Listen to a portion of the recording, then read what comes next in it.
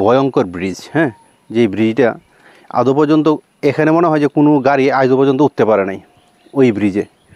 আদৌ পর্যন্ত এখানে কোনো গাড়ি উঠতে পারে না। আর যদিও কোনো গাড়ি ওঠার চেষ্টা করছে তাহলে এইদিকে ধরো ক্যামেরাটা, কোনো গাড়ি যদি ওঠার চেষ্টা করছে তাহলে উল্টে পড়ে এই গর্তের ভিতরে, এই যে গর্তের ধরো তো ওইদিকে ক্যামেরাটা, এই গর্তের ভিতরে পড়ে ব্যাটারি একদিকে, গাড়ি একদিকে, মানুষ একদিকে, এমন অবস্থায় ছিল।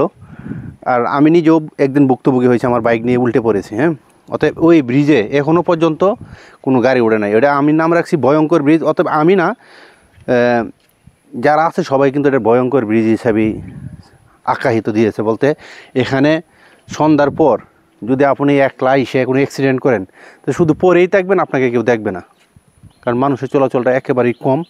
অতএব এই ব্রিজটা একেবারেই ভয়ঙ্কর বলেই চলে। হ্যাঁ, চতুর্পাশে ঝুপঝাপ জঙ্গল নিয়ে বড় বিষয় না, বিষয় হচ্ছে যে এই ব্রিজটা এখনও পর্যন্ত, ওইদিকে ক্যামেরাটা ঘুরাই ধরো, এখনও পর্যন্ত কোনো লোক বলতে পারবে না যে এই রাস্তাটা সোজা আছে। যে টার্নিংটা আছে ওই টার্নিং দিয়ে কখনো এই ব্রিজে একটা গাড়ি উঠতে পারবে না, এসে জীবনে না, কখনো কোনো দিন উঠতে পারবে না।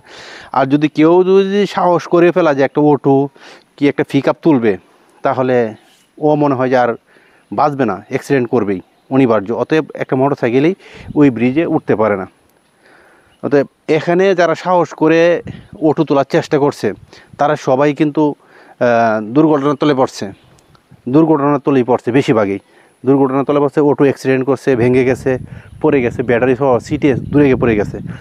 অতএব আমি একটাই দৃষ্টি আকর্ষণ করব প্রশাসনের, অতএব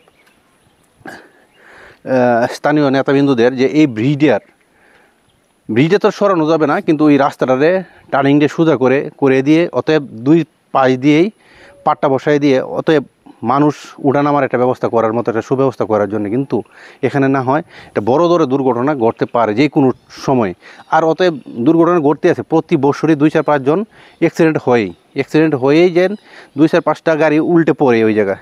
হ্যাঁ, ওইটা আমি কাউকে ছোটো করে, নেতাবিন্দু অতএব স্থানীয় প্রকৌশলী যারা আছে তাদেরকে আমি ছোটো করে কোনো কথা বলতে চাচ্ছি না। আর কারো দুর্বল করার জন্য কিন্তু আমি এই ভিডিওটা বানাই না। ভিডিওটা বানাচ্ছি আমি এলাকার ছেলে, এলাকার এই বেহাল দশা দেখি আমি কিন্তু এই ভিডিওটা বানাচ্ছি, যে যেন এই ব্রিজের, এই ভয়ঙ্কর ব্রিজটার এই রাস্তাটা সোজা করে কাজটা করে দেয়।